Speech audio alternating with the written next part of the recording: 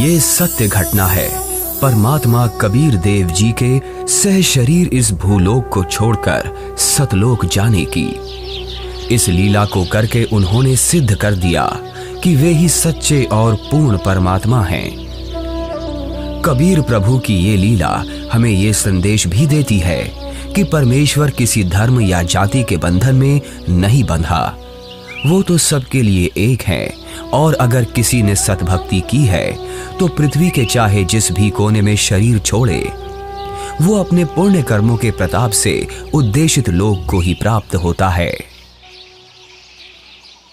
ये बात उस समय की है जब ये कहा जाता था कि मगहर में मरने वाला नरक में जाता है और अगले जन्म में उसे गधे के रूप में जन्म लेना पड़ता है। इसके अलावा ये भी कहते हैं कि अगर किसी को मोक्ष चाहिए तो उसे काशी आना चाहिए और वहीं अपने प्राण त्यागने चाहिए, जिस कारण से मोक्ष अभिलाषी वृद्ध लोग अपना अंतिम समय अपने अपने पुरोहितों के घर काशी व्यतीत करने के लिए, निवास करने के लिए आने लगे तथा पुरोहितों को उनके खाने के रुपए तथा पुरोहितों की पूजा अलग से प्रति महीना देने लगे, जिस लालचवश काशी के पंडों ने वृद्धों को अपने अपने घर पेइंग गेस्ट के रूप में रखने लगे। एक एक पुरोहित के घर 10-10 वृद्ध हो गए। कोई रोगी तो कोई अन्य परेशानी से ग्रस्त होने लगे तो उन लालची पंडों ने मीटिंग करके षड्यंत्र के तहत वृद्धों को मारने के लिए गंगा दरिया के किनारे एक करोंत यानी आरा लगाया।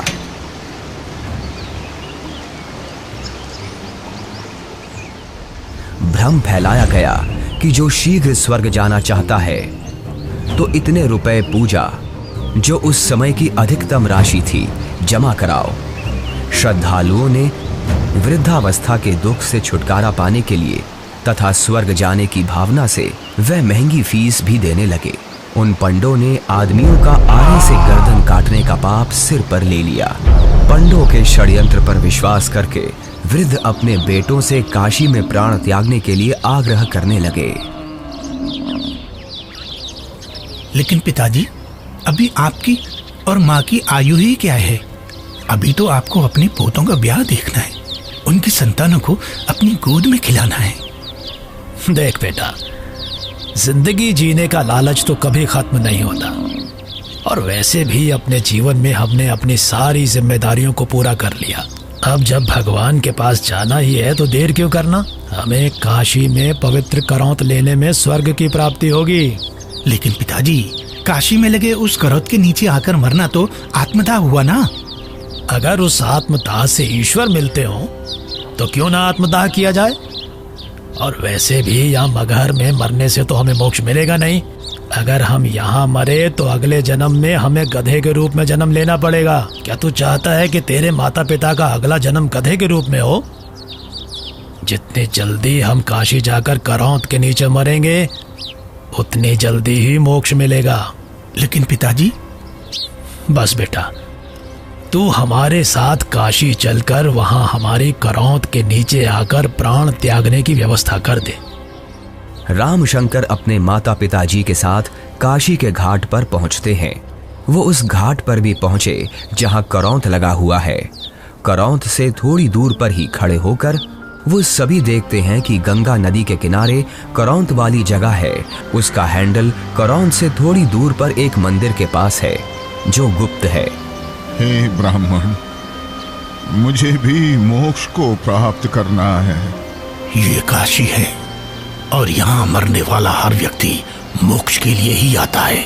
लेकिन मैंने अपने जीवन में बहुत सारे पाप कर्म किए हैं। इससे कोई फर्क नहीं पड़ता है कि मरने वाला व्यक्ति पापात्मा है या पुण्यात्मा। काशी में मरने वाला हर व्यक्ति स्वर्ग को जाता है और मगहर में मरने वाला हर व्यक्ति नरक को प्राप्त करता है। ठीक है, मुझे भी इस आरे के नीचे आकर स्वर्ग जाना है। 50 मोहरें लगेंगी। ये लो। ठीक है, तुम तख्त पर लेट जाओ। मैं भगवान से प्रार्थना करता हूँ कि वो आपको स्वर्ग में जगह दे। हे परमात्मा, इस आत्मा को अपने चरणों में स्वर्ग में स्थान देना। बहुत सारे लोग मोक्ष के लालच में पैसे देकर आरे से कट रहे थे। कुछ माता पिता अपने पुत्रों से अनुरोध कर रहे थे कि हमें भी आरे से कटवा दो ताकि हम जल्दी स्वर्ग चले जाएं। इस प्रकार रामशंकर भी लाइन में लगकर करौंद के पास आता है और अपने पिताजी को करौंद पर गर्दन रखते हुए देखता है। तभी पंडा इशारा करता है। दूसरा पंडा हैंडल घुमाता है, लेकिन हैंडल उलझ जाता है। थोड़ी देर बाद पंडा कहता है कि अभी भगवान ने आपकी कुर्बानी स्वीकार नहीं की है, कुछ दिन बाद फिर से आना। तभी हैंडल घुमाने वाला पंडा करौंद को ठीक करके इशारा करता है कि अब करौंद ठीक है, अगले का नंबर लगाओ। इस तरह फिर उनकी माता का नंबर आता है। उनकी गर्दन कट जाती है।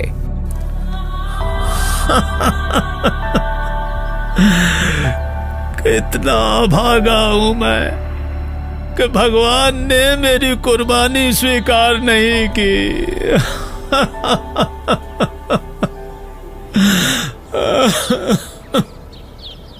कबीर परमेश्वर जी इस भ्रम को दूर करना चाहते थे कि सच्चा भक्त किसी भी स्थान पर प्राण त्यागे वह उद्देशित लोक को प्राप्त होता है।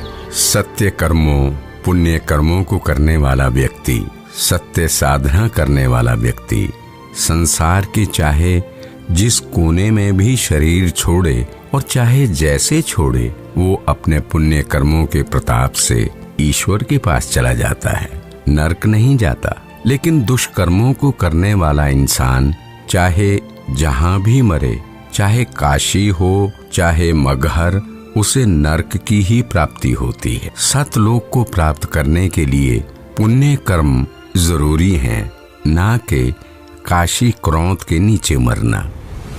कबीर जी क्षमा कीजिए, लेकिन हम इस बात से सहमत नहीं हैं। ये पुण्य कर्मों को करने वाला व्यक्ति चाहे काशी में मरे या मगहर मरे, उसे स्वर्ग की ही प्राप्ति होगी। सत्य ये है कि अगर कोई भी व्यक्ति काशी में मरता है तो वो चाहे पुण्यकर्मी व्यक्ति हो या पापकर्मी, उसे स्वर्ग की ही प्राप्ति होगी। और अगर कोई व्यक्ति मगहर में मरता है तो वो चाहे पुण्यकर्मी हो या पापकर्मी, उसे नरक की ही प्राप्ति होगी। और इतना ही नहीं, मगहर में मरने वाला अगले जन्म में गधे के रूप में ही जन्म लेगा, ये भी निश्चित है।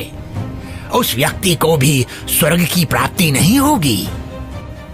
ठीक है, तो मैं फिर मगहर में ही शरीर का त्याग करूंगा और स्वर्ग नहीं, स्वर्ग से भी आगे सतलोक जाऊंगा। और आप सभी पंडितों से मेरा आग्रह है कि आप सभी मेरे साथ मगहर चलें और मेरे शरीर छोड़ने के बाद अपनी ज्योतिष विद्या का प्रयोग करके ईमानदारी से सभी लोगों को ये बता देना कि मैं कहाँ गया हूँ। लोगों के बीच का ये भ्रम दूर होना चाहिए कि मोक्ष केवल काशी मथुरा में शरीर का त्याग करने से नहीं होगा, बल्कि मोक्ष केवल यथार्थ भक्ति से और मर्यादा में रहकर अपने जीवन का निर्वहन करने से होगा। आज आपके मुक्ति का दिन है। करौंद के नीचे आकर मोक्ष पाने के लिए तैयार हो आप? इस आरे अर्थात करौंद से मुक्ति प्राप्त करने के लिए कितनी मोहरें लगेंगी? केवल 50। पिताजी, आपको उस करौंद के नीचे अपने प्राणों को त्यागने की जरूरत नहीं है। क्यों? पर बेटा फिर मुझे मुक्ति कैसे प्राप्त होगी? पिताजी, मैं अभी एक बड़े महापुरुष कबीर देव जी के पास से ही आ रहा हूं।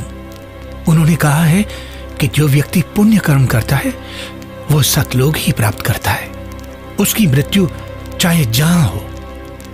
बल्कि खुद कबीर जी मगहर में शरीर त्याग कर ये साबित करने जा रहे हैं कि मगहर में मरने वाला नरक नहीं जाता। यदि उसने सत्कर्म किए हैं तो वो भी स्वर्ग ही जाता है। आपको करौंद के नीचे अपने प्राण त्याग करने की जरूरत नहीं है। पिताजी, इन दुष्टों ने माता जी की हत्या की है। ये पाप कर रहे हैं। अरे अरे, ये क्या कर रहे हो? कबीर देव जी को ज्ञान नहीं है। तुम्हारा दिमाग फिर गया? ज्ञान नहीं है?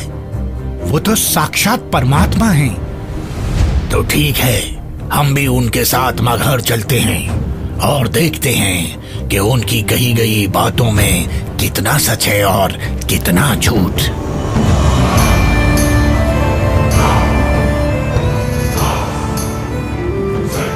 वीर देव सिंह बघेल जी की जय। महाराज, हमें ज्ञात हुआ है कि कबीर देव जी अपने शरीर का त्याग करने के लिए मगहर जा रहे हैं, लेकिन हमने सुना है कि मगहर में जो भी अपने शरीर का त्याग करता है उसे कभी स्वर्ग की प्राप्ति नहीं होती है। कबीर देव जी तो साक्षात परमेश्वर हैं और वो शरीर का त्याग चाहे जहां करें। ये मगहर में प्राणों को त्यागने की लीला वो इसलिए कर रहे हैं जिससे जनमानस को ये संदेश दिया जा सके कि आपको स्वर्ग की प्राप्ति होगी या नहीं, ये आपके पुण्य कर्मों पर निर्भर करता है, न कि मरण के स्थान पर। हमें कबीर देव जी के साथ जाना चाहिए। हाँ, हमें सिर्फ जाना ही नहीं है, अपितु कबीर देव जी के शरीर त्याग देने के बाद हमें उनके शरीर की रक्षा भी करनी है, जिससे उनका हिंदू धर्म विधि से अंतिम संस्कार किया जा सके। क्योंकि अगर हमने उनके शरीर की रक्षा नहीं की तो वो मुस्लिम उनके पार्थिव शरीर पर कब्जा करके उन्हें दफना देंगे। परमात्मा कबीर देव जी केवल हम हिंदुओं के भगवान हैं, उन मलेच्छ मुस्लिमों के नहीं। इसलिए हम आपको आदेश देते हैं, तुरंत ही सेना को हमारे साथ चलने को तैयार किया जाए। कबीर देव जी मगहर के लिए प्रस्थान करते हैं। वो नदी के किनारे से होकर गुजरते हैं, जंगल से गुजरते हैं। दिखता है कि उनके पीछे काफी सारे भक्त भी जा रहे हैं। कबीर प्रभु के साथ हिंदू और मुसलमान दोनों धर्मों को मानने वाले भक्त हैं। काशी के करौंत का समर्थन करने वाले पंडे हैं, विद्वान पंडित जिनके साथ सालिक राम भगवान की मूर्ति है, और बड़े बड़े टीका चंदन लगाने वाले पंडित जिनके साथ काफी सारी पुस्तकें हैं, वो भी कबीर प्रभु के साथ हैं। रामशंकर और उसके पिता भी कबीर प्रभु के साथ हैं। तभी उनके पीछे वीर देव सिंह की सेना भी आ जाती है। वीर देव सिंह कबीर देव जी को प्रणाम करते हैं। कबीर प्रभु के पीछे काफी सारे भक्त और सेना भी चल रही है। कबीर प्रभु चलते रहते हैं और जो भी कबीर प्रभु को जाते हुए देखता है उनके पीछे चल देता है।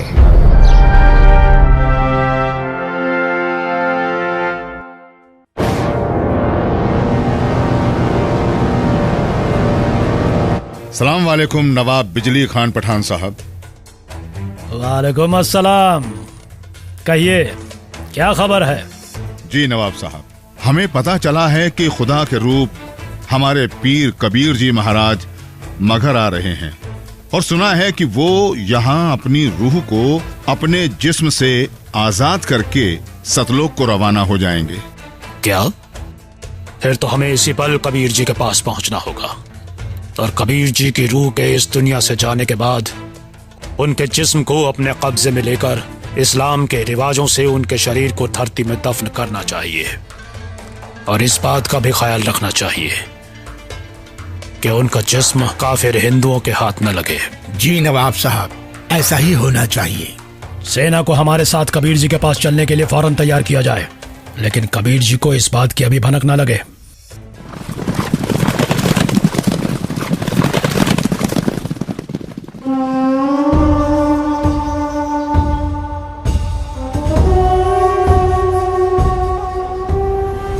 लगता है कबीर जी के जिस्म को पाने के लिए काशी नरेश वीर देव सिंह भी अपनी सेना लेकर आया है, लेकिन हमें किसी भी हालत में इन हिंदू काफिरों को कबीर जी के जिस्म को पाने नहीं देना है।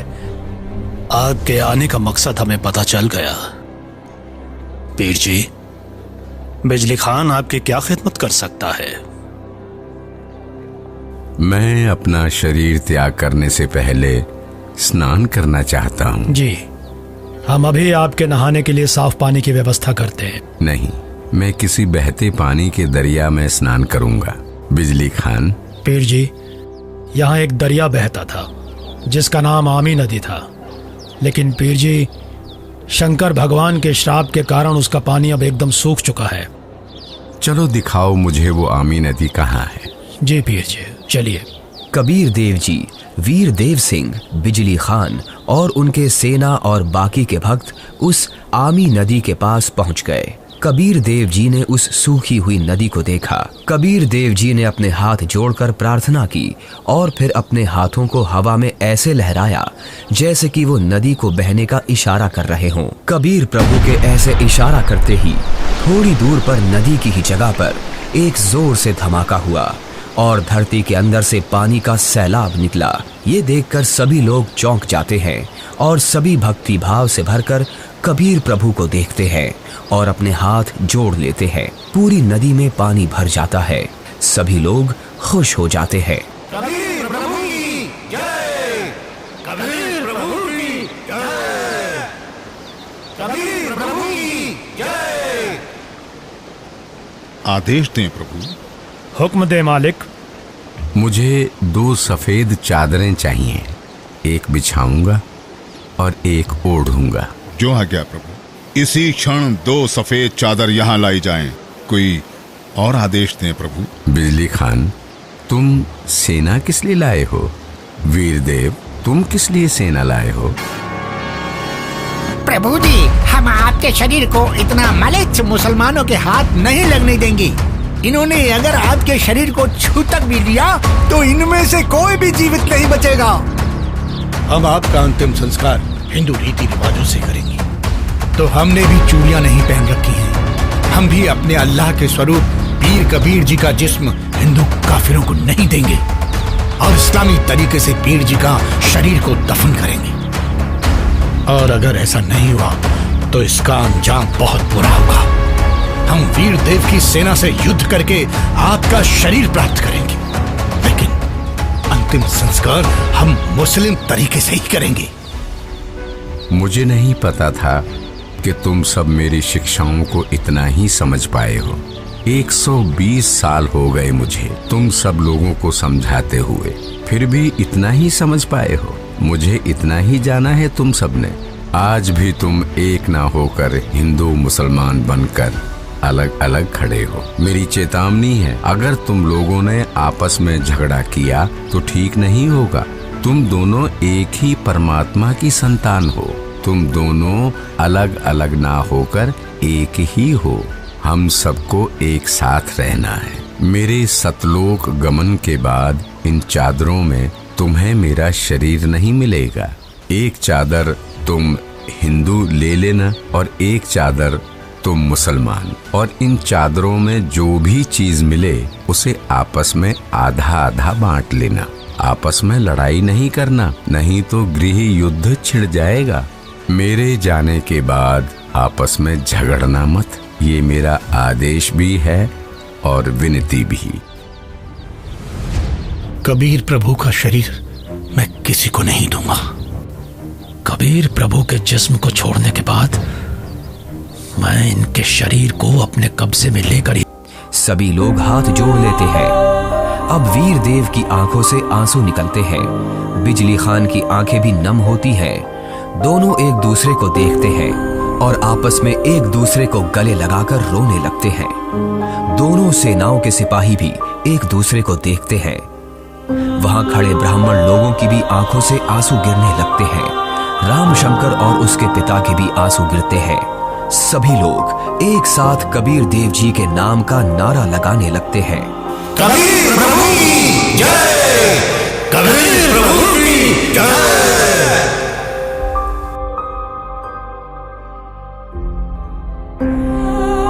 कबीर प्रभु, हमको माफ करना। हमने आपको पहचाना नहीं। आप तो खुद अल्लाह ही थे। बहुत बड़ी गलती हो गई हमसे। हमने भगवान को नहीं पहचाना। कबीर प्रभु की बात हमने नहीं मानी। अब हम सब एक होकर रहेंगे और उनकी कही सारी बातें मानेंगे। या अल्लाह, माफ कर हमें। भगवान माफ करो हमें। कबीर भगवान हमें माफ करो। भगवान हमें माफ करो। फिर हिंदू और मुसलमानों ने आपस में वो फूल बांट लिए और मगहर में ही कबीर प्रभु की याद में 2 अलग अलग स्थानों का निर्माण किया। और फिर उन्हीं में से कुछ फूल लाकर वीर देव सिंह ने काशी में चौरा का भी कबीर प्रभु जी के स्थान का निर्माण किया। उसे कबीर चौरा नाम से जाना जाता है। वहां पर कबीर पंथ का बहुत बड़ा आश्रम बना है। कबीर प्रभु जी ही सच्चे और पूर्ण परमात्मा हैं, जिन्होंने हम सबको रंग भेद, जाति धर्म भेद आदि के आधार पर ना बंटकर एकजुट रहना सिखाया। परमात्मा एक विशेष जाति या समूह का नहीं होता। परमात्मा तो सबका एक है, जिसका नाम कबीर देव है।